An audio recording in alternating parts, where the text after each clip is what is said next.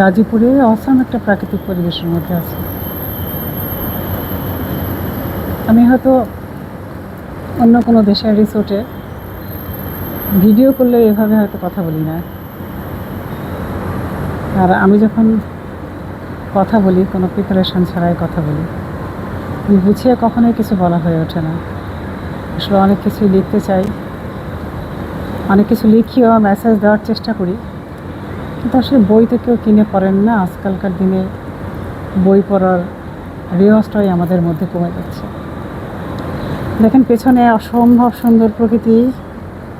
এই দেখুন পাখির ডাক।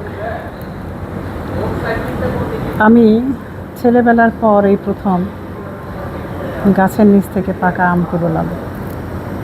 রাস্তায় হাঁটতে হাঁটতেই পেলাম, রাতে সুইমিং পুলের নিচেও পেয়েছি। এখানে অসংখ্য আম, কাঁঠাল, কলা গাছ প্রাকৃতিকভাবেই হচ্ছে। এখানে ফল যেটা সকালে সার্ভ করে, ওখানে আম এবং কলা কাঁঠালগুলো মনে হয়েছে এই রিসোর্ট থেকেই সংগৃহীত। যেটা বলছিলাম যে দেশের রিসোর্টগুলোতে দেখবেন আমাদের দেশের বেশ মানে বয়স্ক মানুষরা আসেন। তো বয়স্ক মানুষরা হয়তো সব সময় সব জায়গায় ঘোরাফেরা করতে পারেন না। As I know my mother in law, my father in law who expired.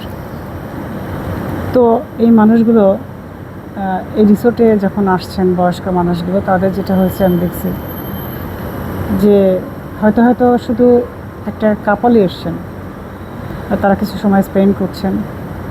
খুবই ভালো লাগছে যে এরকম একটা পরিবেশ বান্ধব এবং শরীর বান্ধব, যেখানে চলাফেরা করতে সুবিধা।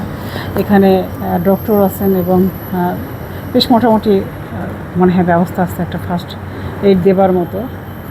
তো এরকম একটা জায়গায় বয়স্ক মানুষদের জন্য কিন্তু খুবই ভালো। যতক্ষণ অ্যাবিলিটি আছে শারীরিক, ফিজিক্যাল বা ইকোনমিক্যাল, ততক্ষণ মানুষের উচিত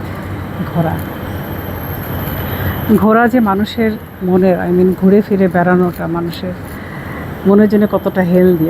আমার কাছে যেটা মনে হয়েছে যে মানুষের সঞ্চয় অবশ্যই জীবনে দরকার আছে, কিন্তু সঞ্চয়ের সাথে যদি আপনি সোনা দানা বা আসক্তির প্রতি ঝুঁকে যান, তার চেয়ে যদি আপনি ভ্রমণে একবার আসক্ত হন, এই ভ্রমণের আসক্তিটা এমন যে আপনার স্মৃতির মধ্যে একটা দীর্ঘ ছাপ ফেলে রাখবে। আপনি একটা সোনার গয়না জীবনে কয়বার পড়বেন? লকারে রাখতে রাখতে বা আলমারিতে তুলে রাখতে রাখতে ভয় করতে করতে জীবন শেষ। ঢাকা শহরে তো কেউ গয়না পরে না আসলে। কিন্তু আমি এটা মহিলাদেরকে বলছি, কিন্তু আপনি যদি কিছু সঞ্চয় করে রাখেন এবং পরবর্তী অবসরে সেই আমার মেয়েরা তো একেবারে এই সোনা দানার পক্ষপাতী না, পছন্দই করে না। ওদের কথা হচ্ছে যে এগুলো হয়তো আমাদের উপরে বোঝা বাড়াবে না, যে আমাদের জাকাত দিতে কষ্ট হয়।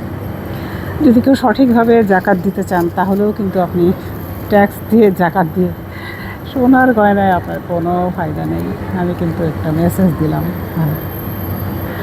তো এখানে আমি দেখছি অনেক বয়স্ক মানুষ। আমি এটা কক্সবাজারেও খেয়াল করেছি, বিশেষ করে আমাদের নিজস্ব যে রিসোর্টগুলো আছে সেখানেও খেয়াল করেছি যে অনেক বয়স্ক মানুষ, তাদের মধ্যে কেউ কেউ মারা গেছেন, যাদেরকে দেখেছি আমি এই রিসোর্টগুলোতে 2-4-5 দিন থেকে একটা সময় কাটান সুন্দরভাবে। বললাম তো পরবর্তীতে আমি আবারও এরকম কথা নিয়ে আসবো, যদি আপনারা পাশে থাকেন। আমার অনেক ধন্যবাদ সবাইকে শোনার জন্যে। গালি দেন, সমালোচনা করুন, কিছু বলুন, গঠনমূলক সমালোচনা করুন, গালি দেবেন না। গালি দেন বললাম, কিন্তু আমি গালি নিতে পারি না, সরি।